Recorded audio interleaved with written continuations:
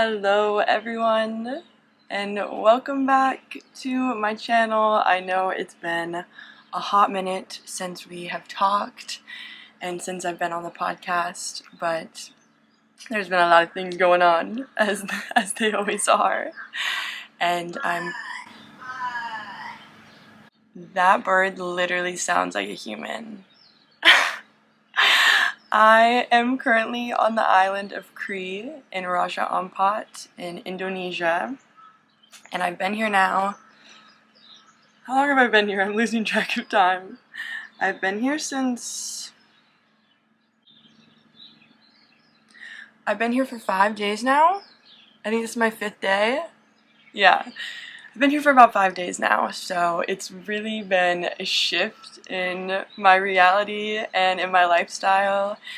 And if you don't know much about this place, it is a very remote island in Indonesia. It is mainly known for its amazing dive sites and its biodiversity, so there is just so many different types of marine life, little fish and big animals, small animals, and it's just super lush in its nature and marine biodiversity, and that's why it draws a lot of attention for scuba divers in particular, and there's a lot of beautiful dive sites here. I've never seen so many fish in one area in my entire life, like huge schools of fish everywhere. It is so magical, and I'm someone that just absolutely loves being in the water, whether it's snorkeling or free diving or scuba diving. I love it, so it has been such a treat to experience a place like this. But wow, it has been also a challenge. Coming from California, I've grown up in California my whole life, and I lived in Northern California until I was 17. Moved after high school to Los Angeles for 5 years, and now I am currently in San Diego. And the Western world is just very different than Southeast Asia, and Indonesia in particular is where I've been spending my time. And even just flying I flew from Bali to Makassar to Sorong, and then I basically 2-hour car ride from Ubud to the airport in Bali, and then a 1-hour flight to Makassar airport, and then I had a 5-hour layover, and then I had a 2-hour flight to Sorong, and then I took a taxi from the Sorong airport to the marina, and then I waited like an hour for the ferry, and then I took a 2-hour ferry to Wasai, and then from Wasai my homestay here in Kri picked me up, which was about a 30-minute boat ride on like a long tail small boat. So it was literally like such a crazy journey, and I'm by myself, so this is probably the craziest thing I've ever done by myself in terms of traveling. I'd only, like, when I travel, usually it's not in such remote places, so I knew it was going to be a challenge, and it was really going to push me out of my comfort zone, and that it has. And it is just absolutely stunning here. The moment I arrived, I knew this place was so magical, but I just wanted to sit down with you guys because I've had so many thoughts since I've been alone, and I have not had internet. I can't scroll on social media. I've had very limited texting and calling, and I don't have any technology really. I've been reading and writing and mainly spending my time swimming in the water and being outside and just hanging out and laying in my hammock and enjoying the simple, slow life of being on this beautiful island, and did some adventure trips too. Went and saw some beautiful viewpoints that were literally unreal. Like, it's crazy, this type of landscape I've just never seen before. So it was fun to adventure around, go to some cool snorkeling, free diving spots, and it's been such a fun place to do my free diving since I got certified not too long ago. But since I've had such a shift in like my way of life from the Western world, it has brought up so many thoughts and feelings and emotions, and I wanted to share with you just like a real raw conversation of how my experience has been here.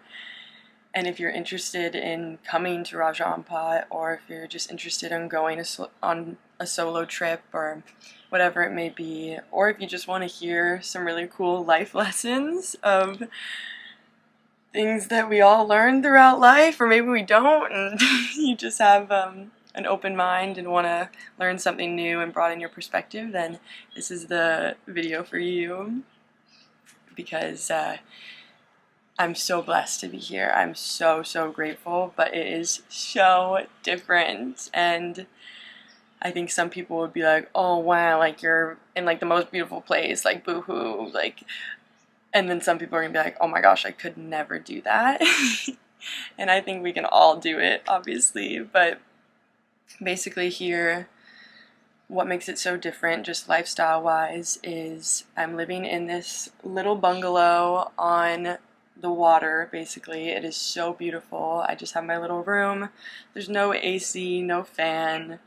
The electricity is only on after 6 p.m. to midnight, so throughout the day there's no electricity, no charging. They don't even have fridges here to like keep things cold because they don't have electricity until 6 p.m.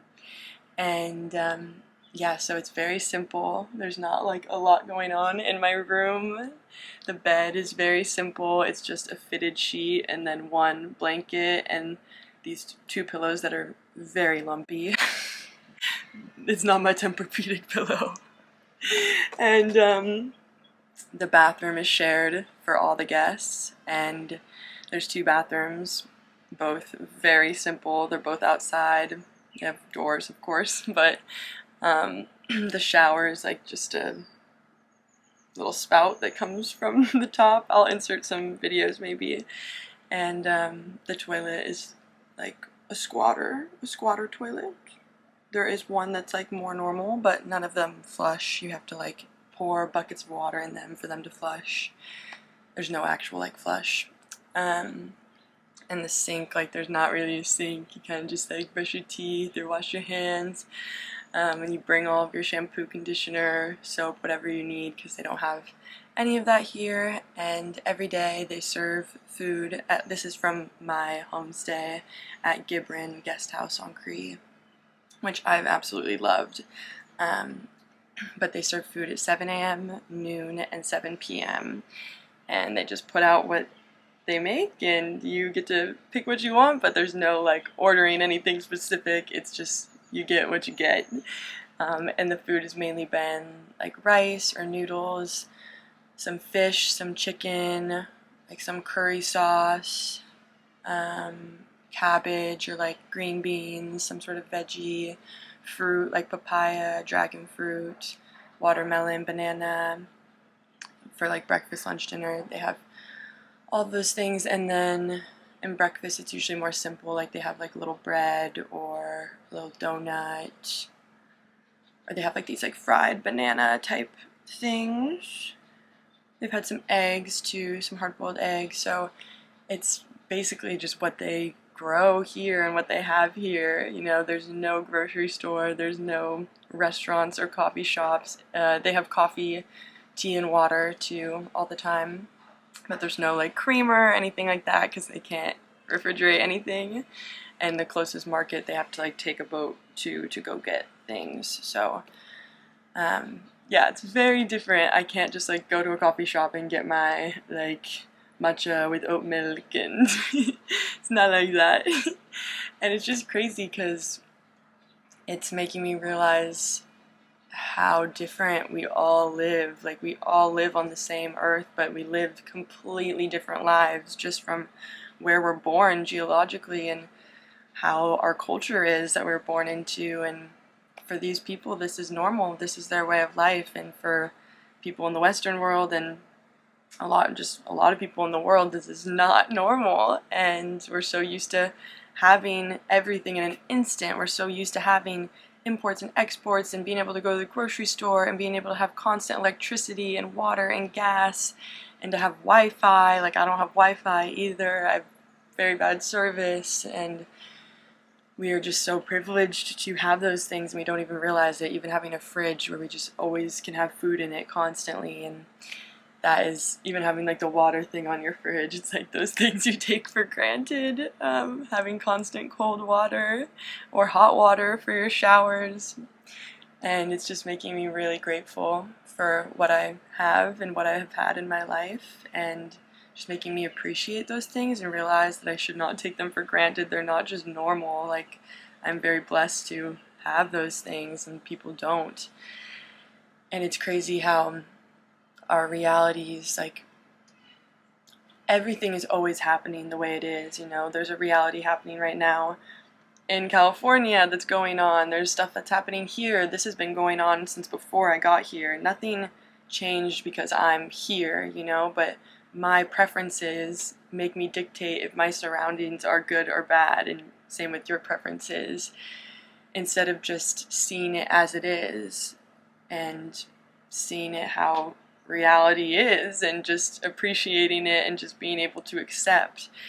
We have such particular preferences from the way that we've grown up, whether that's you really feel like you need your hot shower at the end of the night, or you need your creamer with your coffee, or you need your Tempur-Pedic pillow, or you need AC running when you're sleeping, or you need whatever it may be, like certain things with your food and just like certain preferences. There's a lot of things that we're like, if I don't have this, like I'm gonna be in a bad mood, or and even like dessert, like I miss dessert. Like I was like, oh, I just want some chocolate. I want some, like, I want to be able to like go to the store and like, you know, I can't go to Trader Joe's and get my normal snacks. That's just not how it works here. And yeah, there's just certain comforts like that we let dictate our happiness, and we really rely on them to make us feel good, and realizing that all of that can come from within is really powerful.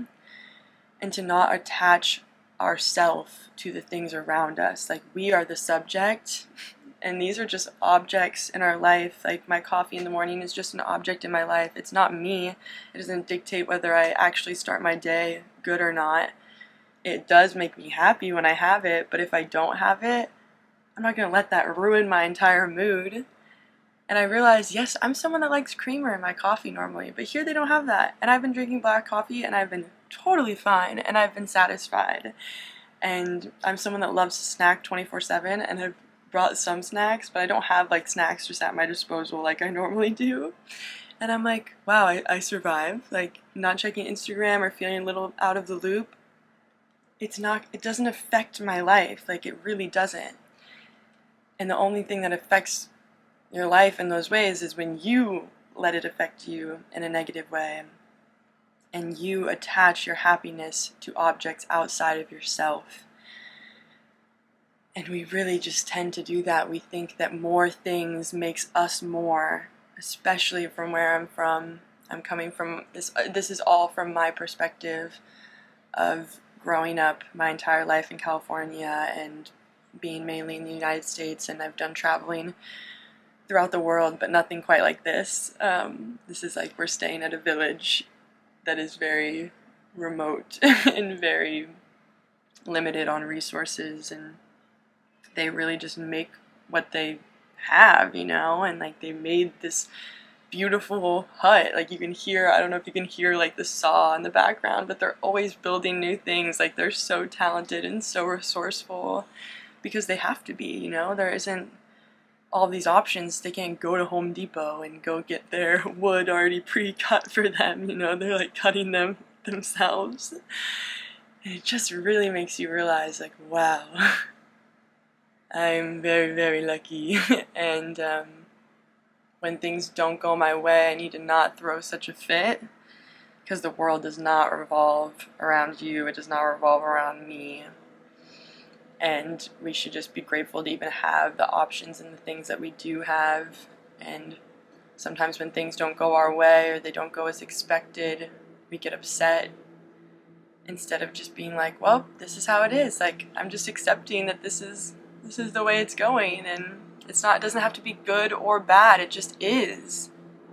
And that's something I'm really learning to practice, is to not have expectations and to not attach my happiness to outcomes or to objects or to a specific lifestyle, and to realize that my home is right here and this is all that I need, and everything else is just an external factor to my life, and I have the power to see it however I want. I could be here and be like, oh, I don't have my shower and I don't have like these things, and like I feel like sweaty and gross. Like I could like be upset about that, but like no, like why?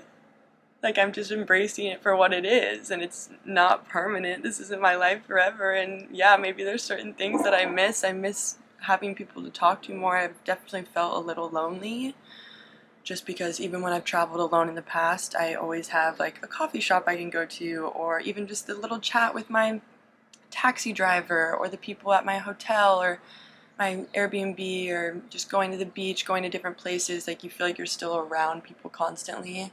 And here I think there's about like 8 guests maximum at our homestay, and a lot of the people are off diving or doing different things, so some of the meals I've just been eating by myself and like with no one around, or sometimes there'll be other guests, which is nice, and you can talk to other guests from all around the world, which is cool. There's someone here from the Netherlands, from France, from Spain. There's been obviously people from Indonesia and Switzerland. So it's really cool. So many different people come here from around the world, and and some are from South Africa. So that's been really interesting to hear everyone's traveling perspectives. But the people here that live on this island, they don't speak English. And in most of the places I've traveled alone, at least some people speak a little bit of English. But here it's very different, that I can't really communicate with everyone, like some of them at all. It's very much just like a hello and like just little tiny things like that. And I still feel welcomed, I still feel safe, I still feel good, but it's definitely a challenge being this much alone for a week. And I spent a whole month alone in Bali, but it was not as hard as spending a week alone here. And I was trying to stay really positive and realizing that like I know I'm on this adventure, and I didn't want to like come off as weak or like I'm feeling lonely or like I can't handle doing these things on my own. Like I always want to be super independent and like prove that I can do things on my own. But then I was like resisting those feelings, and I was talking to my boyfriend, and I was kind of getting frustrated with him, and we were just like both were kind of projecting both of our emotions into the conversation, and he's going through his things personally and I was going through my things, and he's back in California, so we're just have really different things going on in our life. And then I realized I was resisting the feelings of like I am being challenged right now, and maybe I do feel a little bored or a little lonely at times because I don't have access to the things I'm used to or to the people I'm used to. And I didn't want to admit that because I thought that that would mean that I was weak or that I couldn't handle something, but that's just not true. Like, I've come all this way by myself, and of course I'm not weak. I'm like, a lot of people wouldn't do this, and I know that. And once I like let out all those emotions that were like holding me like kind of blocked up inside of me, I honestly like had a cry, I had a release. I did some journaling, and then I also, it was hard for me to connect to some of the people here. I felt like a lot of the people here have been men, and I can still connect with men, but it's just like day-to-day stuff, there's just wasn't really anyone for me to hang out with, and I'm not used to that, especially when there's not much to do. And luckily being in the water and swimming around with the fishies, that makes me feel so connected.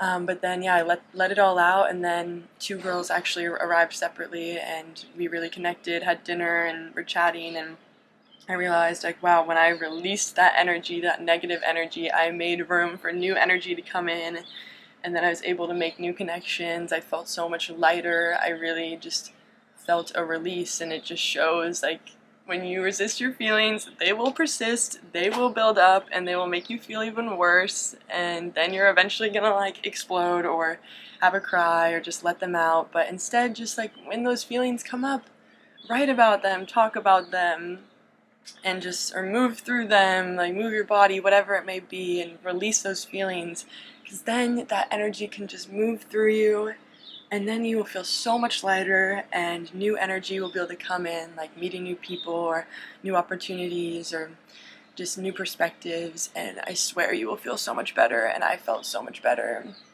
after having a little release, and I was able to talk to my partner. We were able to work through it and both share our emotions and be vulnerable, and then in the end it makes you closer and it makes you feel better and it brings you back to that human feeling. And yeah, I think also not having expectations.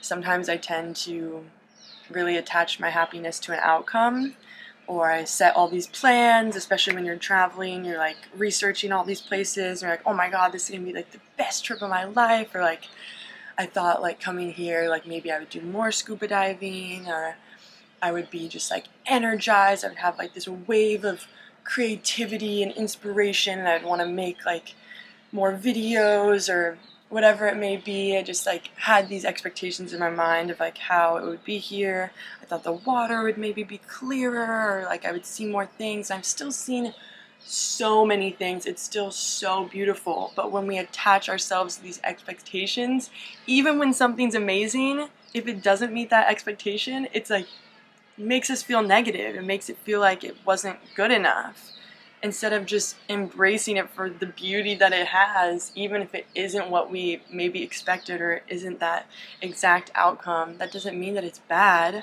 But since we're comparing it to what our expectations were, we see it as worse, or not as like it doesn't match up to what we wanted. Or we just don't have expectations, or we, you know, sometimes it's natural, we have expectations, but realizing that if it's not like that doesn't mean that it was bad or it wasn't the way it's supposed to be. Like, this is the way it's supposed to be, and just appreciate it for what it is.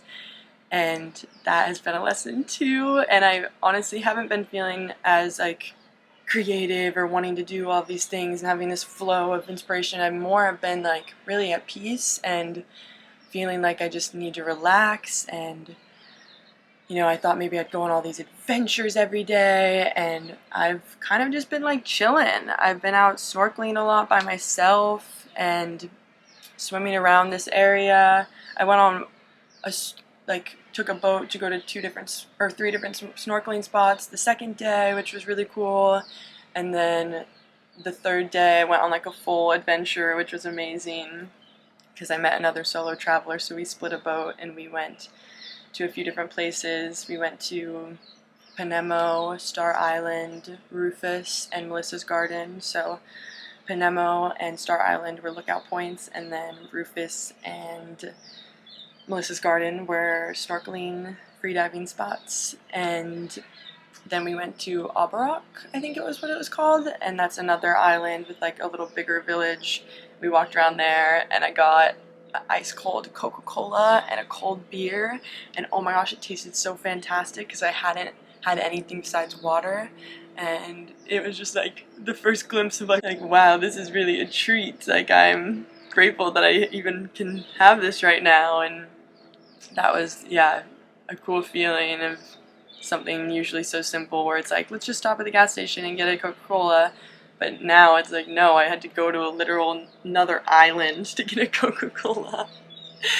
And so I've had times where I'm adventurous, but like there's also, in between that, has been a lot of just like hanging in my hammock, hanging at my place, walking the beach, like just chilling. And sometimes when I'm on trips or even in life, I feel like I always need to be doing something. I'm like, I need to go, go, go. And that's how American culture specifically has trained our brains. Like, if we're not out doing something, then we're being boring, or we're not being productive, or like there's always something you could be doing. And even with my work, with my art, like it's like, oh, I could be filming a video right now, I could be like working on my client calls, I could be reading or writing, or like, but sometimes you just want to like exist. Sometimes I just want to chill in my hammock and just like look out at the view. And there's nothing wrong with that. Like, that is also productive in its own way. Like, rest is so productive, and just enjoying where you're at. Sometimes we don't stop to just like look around and just take it all in, like stop and smell the roses.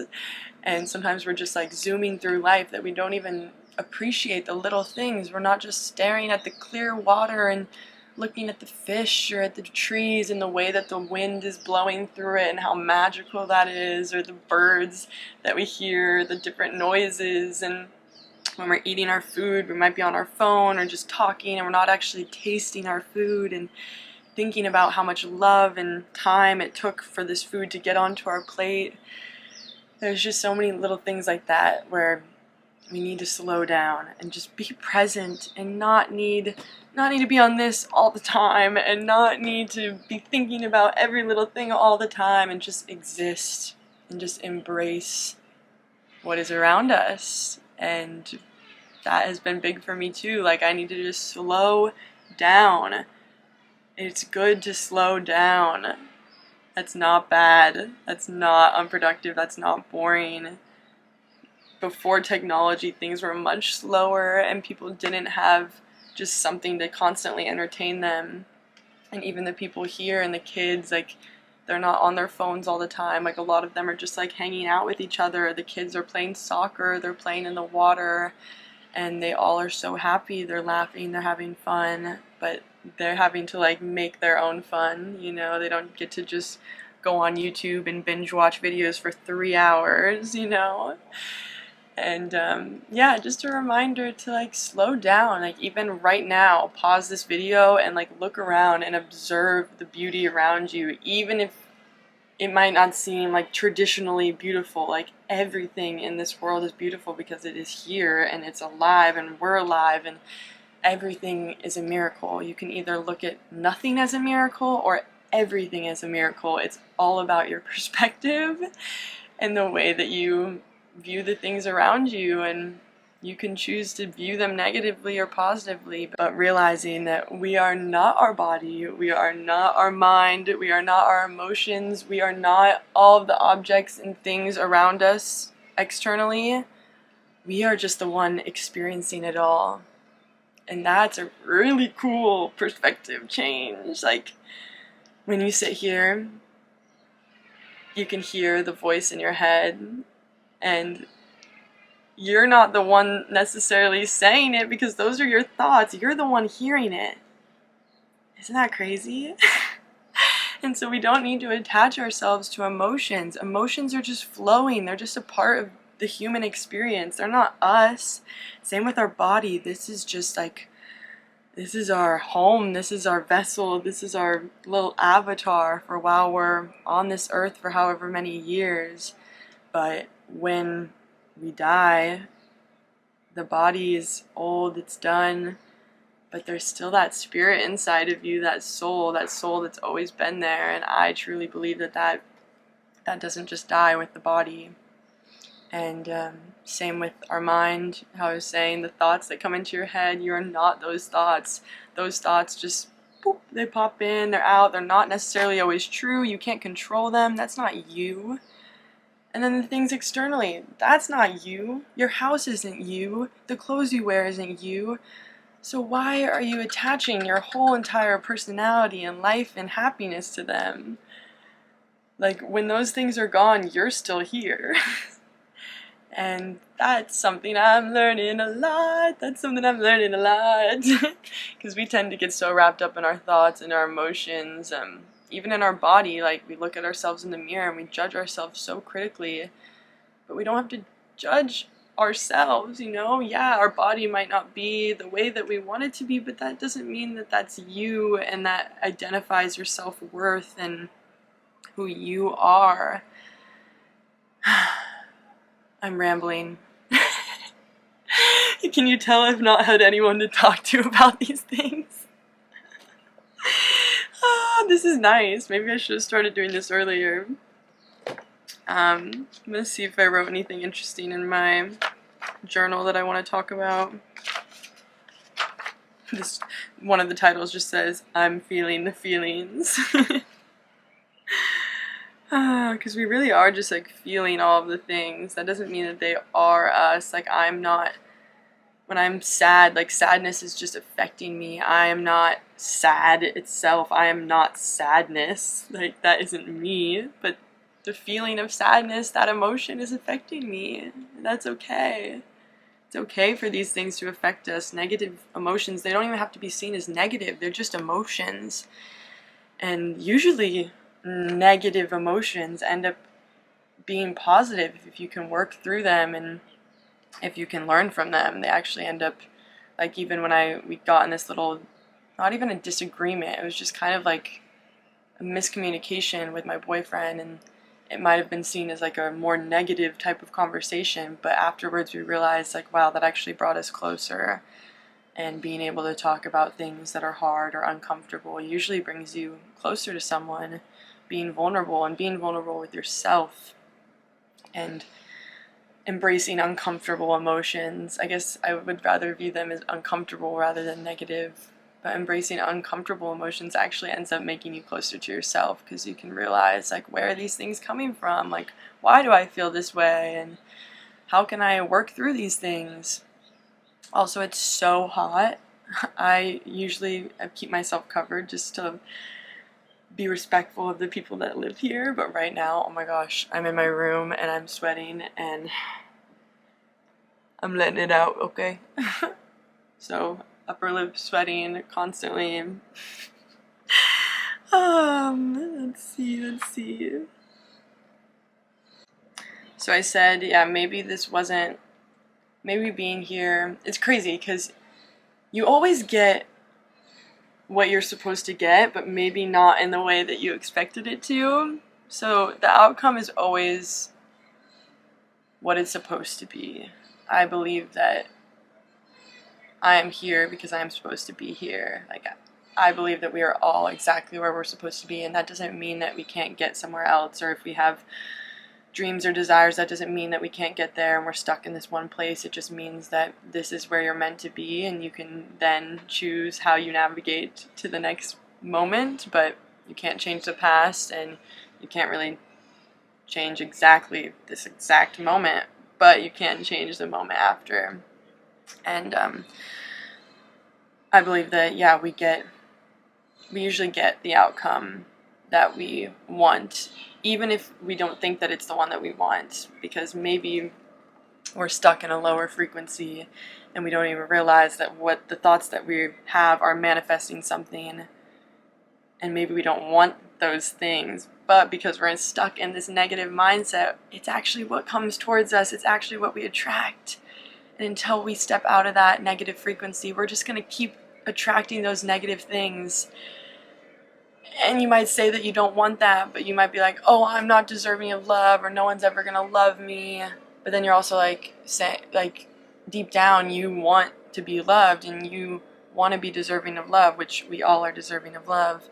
But if you keep saying those negative things, then yeah, maybe no one's gonna date you, because you are telling yourself that no one's gonna date you. And your thoughts and your words are so powerful, and they literally go off into the universe as these little frequencies of energy.